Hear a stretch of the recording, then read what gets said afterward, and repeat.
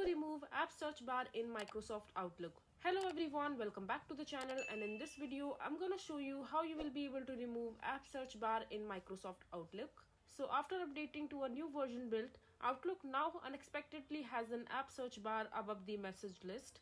Depending on how you have the reading pan set, this may crowd the search bar and it looks quite annoying. And fortunately, the Outlook team has been aware of the fact that this kind of issue has been arising ever since they have updated the new version. And the Outlook team implemented a fix for this issue version.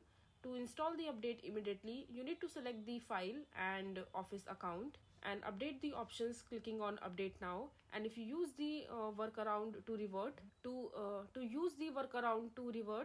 make sure to re-enable update. You can set the reading pans to the bottom by clicking view, and the reading pans bottom will go off. And in the second workaround, if you urgently needs to remove the app search bar, you revert to the build before the issue started. So you need to revert to the Office and click on run to administration or installation to the new version. To do so, you need to exit all Office applications. So and then just click on start on the search box and right click on the command prompt and select runs to administrators, and in the command prompts dialog window type on the following two commands lines presenting enter and after each line.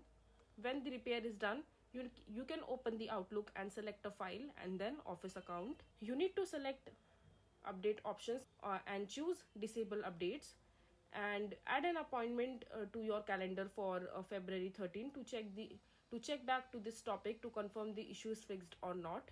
So this is basically how you will be able to remove your app search bar in your Microsoft Outlook. I hope you find this video to be helpful.